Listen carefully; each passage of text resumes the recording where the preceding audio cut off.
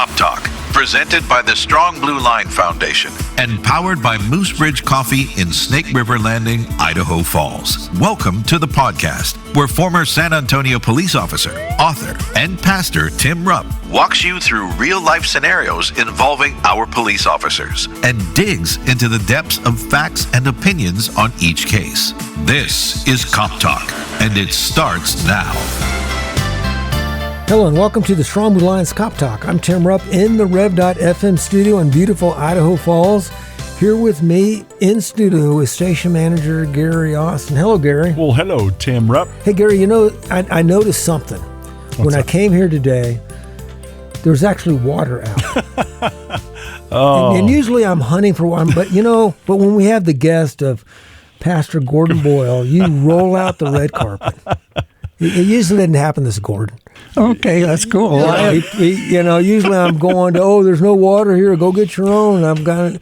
He gives me a bucket, and I got to go scoop it out of You're right. I appreciate it. He rolled out there. So Pastor Gordon Boyle is back again talking about his book, It Is No Accident. So I'm looking forward to get into that again. We got some twists. We got some things going on things that he didn't share last week that we want him to share this week. Exciting. But before we do that, we want to honor the officers who have been killed in the line of duty on this date in history. And Gary, I have, again, not a whole lot of information, but I have Watchman Stephen Heimer, the Philadelphia Police Department, end of watch Tuesday, January 8th, 1828. Oh, another watchman. Another watchman, yep.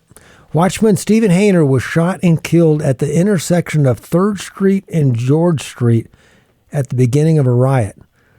You know, Gary, going through these, there were a lot of riots in the Northeast back in the day. Realize it. Gordon, a lot of these officers that were killed in the line of duties, they were stopping riots and stuff. Yeah.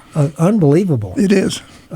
We still have riots today, and like we did in 2020. Exactly. Anyways, what do you have, Gary? This is Police Officer Clayton Joel Townsend, the Salt River Police Department Tribal Police.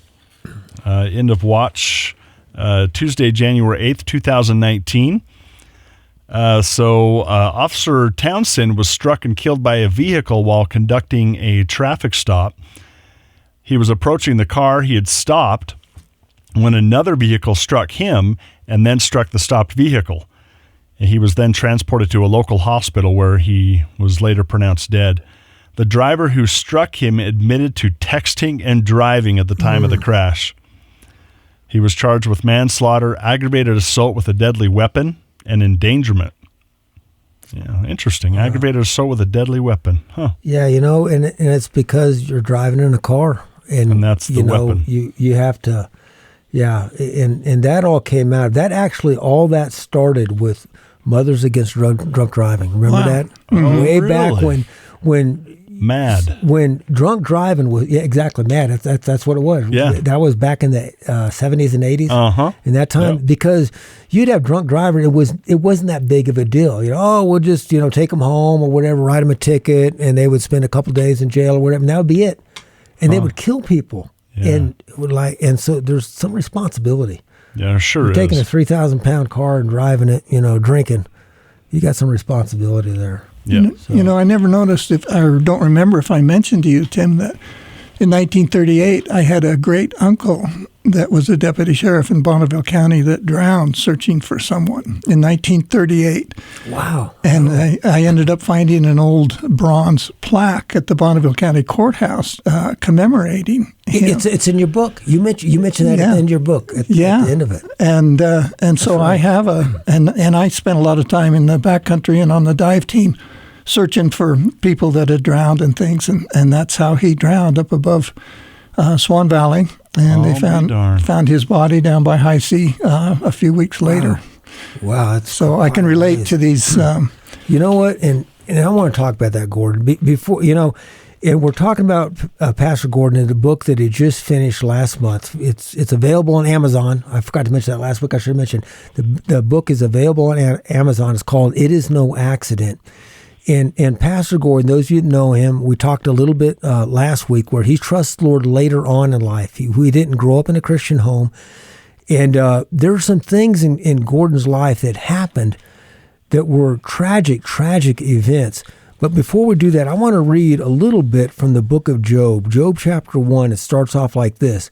There was a man in the land of Oz whose name was Job, and that man was blameless and upright, one who feared God and turned away from evil. So we're introduced to Job in his book as he was a good man. And then if you know the story of Job and you don't, please read it. Job, if you read the book of Job. But tragedy befell Job. He lost all of his children died. He lost everything. And he was a good man. And now, Gordon, people that looked at you when you were young, I think you got married when you were 20 years old, and you had a ranch. Yep. And people would look at you and say, there's a good man. Now, you may argue with that now, but people would say that, you know what, there's a young man who is a farmer and a rancher, and he's got a wife, he's going to start a family, and then tragedy befell you. And I want to talk about that. Okay. And so why don't you take us through some of the things. I know you lost your home and different things. Walk us through some of that and how you dealt with that, if you would, please. In Christmas Eve in 1975, my first wife was killed in a car crash. And again, now as I know more and biblical things, it's not an accident, it's a car crash. And a little black ice near the Snake River Bridge by the Manan Buttes here, just a couple miles from our ranch, she lost control of the car and went into the river and ultimately drowned in there. And then in June of 1976, just 6 months later, the Teton Dam broke and totally flooded the ranch, wiped out our house. But let me go back because you're going through it too fast for me. I know what you wrote in your book. I read the book. I want you to talk about when you drove up on accident, how you found out that it was your wife, and how you processed that a little bit. Yeah. And I was a member of the Volunteer Search and Rescue for Bonneville County. Okay. So my wife, I hadn't heard from her for a few hours, and of course there's no cell phones and things, and she should have been back at noon. And so I kind of started moseying down the road towards town where she worked as a dental assistant, and there are two deputy sheriffs from Bonneville County, and now keep in mind we're in Jefferson County is where this took place. And to see two guys that I knew from Bonneville County was kind of strange. So I pulled over and walked up to them, and they kind of had one of those oh no looks in their eyes. And then they kept looking down the river, and I looked down there, and there was my Dodge truck upside down in the river. And that's when I immediately started to put things together. And I didn't know then that the funeral home had already come and removed her body, and they were just waiting for a wrecker to get my truck out.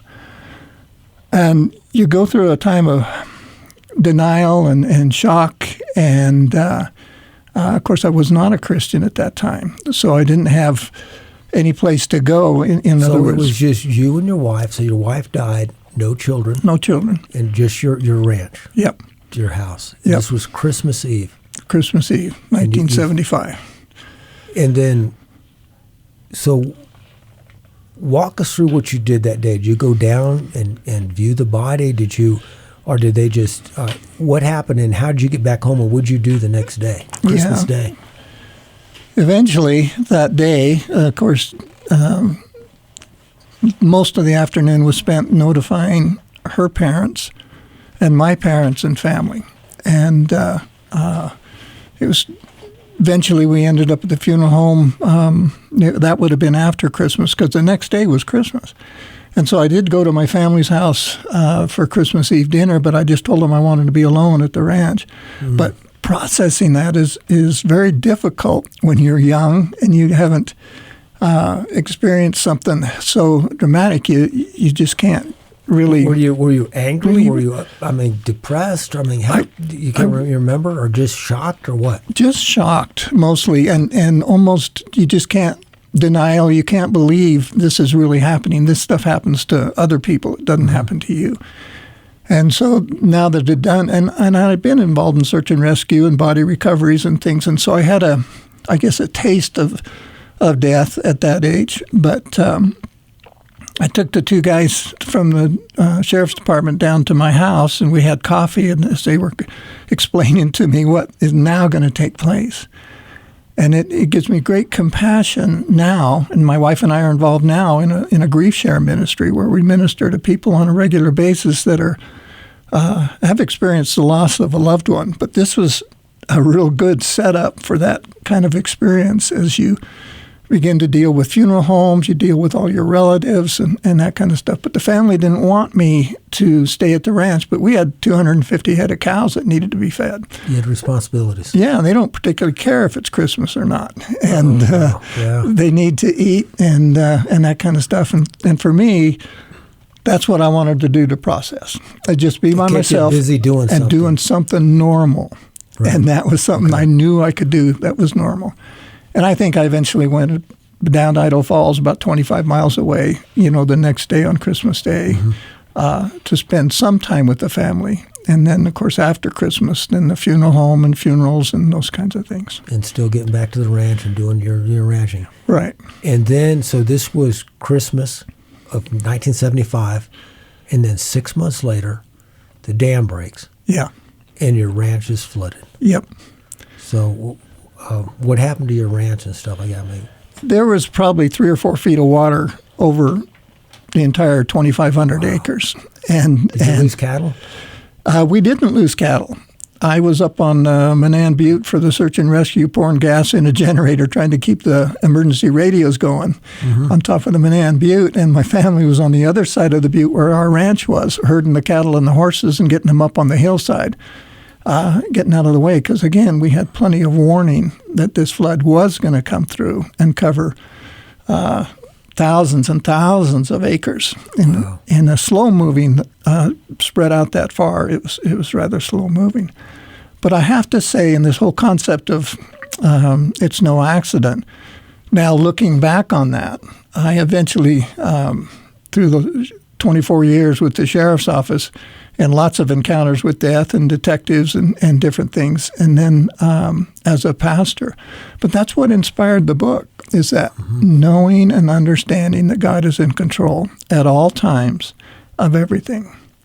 I'm not saying that God killed my first wife, but I am saying that he took that circumstance, and as you have read about God working things together for good, I wouldn't have become a Christian if that hadn't happened. I ended up through events meeting Roxanne, my current wife now of 47 years, and she was a Christian and grew up in a Christian home, and she introduced me to that concept. Okay, let me stop right there, because I'm going to ask you a question. So sure. So you went through life, you were not a believer, things that happened, and you can see where that worked out, where you met Roxanne, and you trust the Lord, and after, I know it's a couple years before you trust the Lord. Sure. It's in the book. It's great stuff. And then you started serving the Lord, and then you started having children. Yep. And so once you became a Christian, and correct me if I'm wrong, once you became a Christian, then everything's rosy and there's no more problems in life, right? And that's a promise, you betcha. No, I'm just kidding. Tell us about what happened. Even the tragedy that befell your family after you've trusted the Lord as your Savior. Yeah. When our son take us through that. Yeah, when our son was 17, he was diving off some cliffs into Ryrie Reservoir. And, of course, I was in charge of the dive team, and I knew that water was very deep. And so he and his friends would go up there on a warm day and dive. But one day he went way high, like 80 feet up over the water, and wanted to do a 1.5 flip in front of his friends. And I don't know if he under-rotated or over. He ended up pancaking it and doing like a belly flop from about 70 to 80 feet. And he came up and hollered for help, and then he went back down. And a couple of the kids dove in to see and then they called us on a landline. That's all we had in those days. Yeah. And I called out the dive team. Roxy and I dropped to our knees and prayed real quick. And then we jumped into a patrol car, and my dive gear was in back. And so we made a code run. Let me. Because I want to make sure you cover this part. Okay. So you get a call, and about how by minutes, how far is that from your house? On a normal, probably about 30 minutes, 25. If you run a code, you can make it in how? I made it in about 15 minutes, 15? I think, okay, according to... But from the time you got the call to the time you're on scene, and by the time you're out on the lake, you're talking at least 30 minutes, right? Yes, at least. So I would think, could anybody even survive under? And you explain that, how somebody could survive in those conditions because of the cold water. Yeah, especially young kids. It's called a mammalian diving reflex. Okay. And for some reason, and they don't know what triggers it, but your body just shuts down and goes into hibernation. And you can survive without brain damage and other damage. We've had reports of up to an hour of people that have been totally submerged for up to an hour that have been resuscitated with no brain damage. Never have. An hour under that. That's just that's surprising. So anyway, so you guys go up there. Roxy's in the car with you. Yes. She's hanging on for dear life as you're going to right down the center line, all the way down Highway 26 up to the dam. And I commandeered a boat while I was putting on my dive gear. And we went over, and some of the kids that had been with Jake were watching and pointing to us where he went into the water. And so I dove down there, and then by that time, another dive team member, Keith, had showed up. And unbeknownst to me, since I was underwater, he went underwater in the same area, and he found Jake. And he was coming up with Jake when I ran into him in about 20, 30 feet of water. And so I took my son from Keith and got to the surface and started CPR on the surface of the water.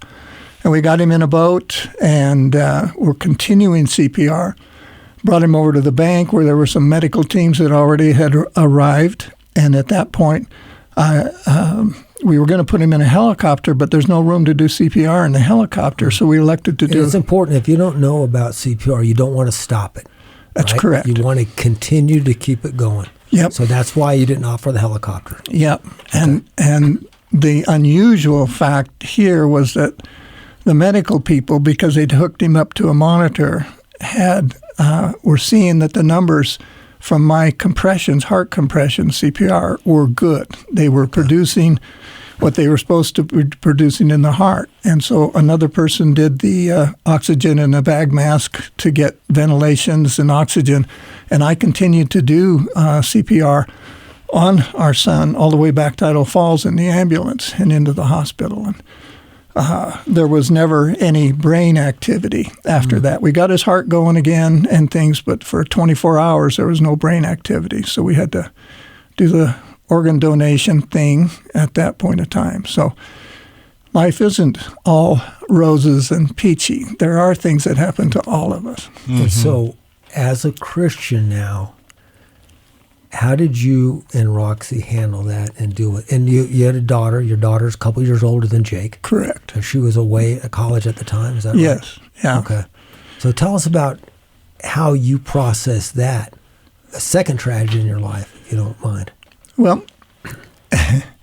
without the Lord, neither our marriage nor either of us probably would have survived that.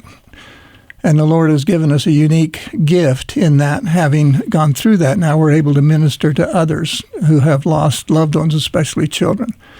And when I worked for another pastor, Pastor Rick, he used to always send me to the hospital to minister to people that were in the same situation with kids on life support or kids with traumatic things. But as far as Roxy and I, we had to turn to the Bible. And she would have little cards with Bible verses on them, and we would read the Word every day. We would pray together every day, and to help us get through each day up through the funeral. The coolest thing that happened was at the funeral, the one thing Roxy wanted to do and that I wanted to do as well, we got the worship leaders from our church to do a 30-minute time of worship where we all stood in a circle and sang praise and worship songs. Some of my family aren't believers, and they didn't know what we were going in that back room for, so they ended up in the circle for 30 minutes while we did worship. And that's what got us through it.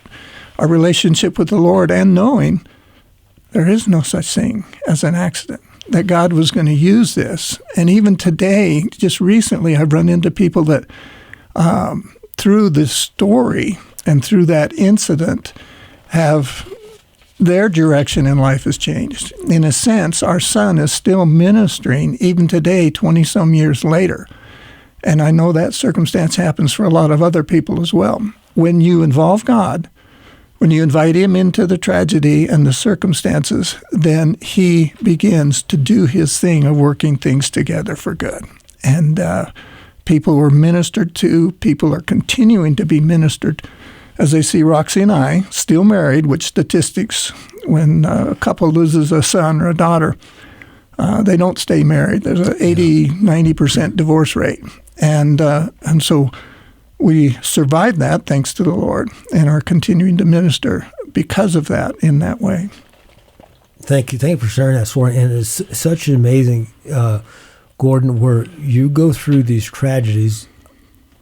I've been one of those people that, and I've lost a lot of friends on the police department. So I've lost friends that I've known that were close to me, and so forth. But I've not lost any immediate family members until just a year ago when my father died, and then my mother died after that.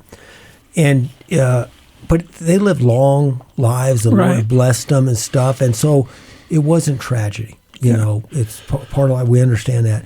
But it's so important that you never got angry at God. You realize that, God could have prevented that. God could have used you to save his life. Yep. But God, he did not. He did not intervene. He allowed the course of events to be carried out. Yep. And you still look back and through your book and you emphasize it so much that you still understand and use it. The Lord's going to use it for good. That doesn't mean that you're not going to grieve. Right. That doesn't mean you're not going to cry. That doesn't mean you're not going to miss your son. That doesn't mean that you don't think that, wow, where would he be now? Right. Would he have gone to college? Would he have done this? Would he have become a sheriff's deputy? Would he become a pastor? You don't know. But he's still, and inside the book is actually a picture of a note that he wrote. I think he was 13 years old when he wrote it. Yeah. About him trust the Lord as his Savior, and he's going to see you in heaven. Yeah. That promise it really helped Roxy and I both, and we've been able to share that letter with others. And he said that 3 times in that letter, I will see you all in heaven. It's an amazing book, so please get a copy of it. It is no accident, available on Amazon. If you're close by Water Springs, they may have some in the Resource Center. You can pick up on Sunday morning. They're supposed to have some there if they don't sell out of them. But pick it up. It is no accident on Amazon. You can get it digital on Amazon too. It's Correct. available digitally. And so it's a great book. I encourage you to get it and read it. And I started off with the first part of Job chapter 1. I like to read the last couple of verses in Job chapter 1. Then Job arose and tore his robe and shaved his head and fell on the ground and worshipped. Yes. And he said, naked I came out of my mother's womb, and naked shall I return. The Lord gave, and the Lord has taken away. Blessed be the name of the Lord. In all this, Job did not sin or charge God with wrong. It's an amazing story. It's an amazing testimony that you and Roxy have, Gordon. Yeah, thank you so much for sharing. And thank you, Tim, for helping so much with the book and your publishing and all your experience. You're welcome. It was an honor to do all that. I just enjoyed reading it and helping out with it. Thank you, Gordon, for coming. And thank you, audience, for listening in. If you have a topic or question you want to address on Cop Talk, please send me an email. You can email suggestions, questions, comments, or complaints to coptalk@therev.fm. That's coptalk@therev.fm. Thought from the Good Book today, once again. In all this, Job did not sin or charge God with wrong. Thank you for joining us in helping to make the thin blue line a strong blue line. Cop Talk is presented by the Strong Blue Line Foundation and sponsored by Moose Ridge Coffee in Snake River Landing, Idaho Falls. Questions and comments are always welcome by email to coptalk@therev.fm. Listen, follow, leave a review, and share this podcast on Spotify, Apple Podcasts, Amazon Music, or YouTube. And visit thestrongblueline.org to learn how you can be a supporter. Cop Talk is a Rev FM production, produced and edited by Gary Austin. Thank you for joining us on Cop Talk.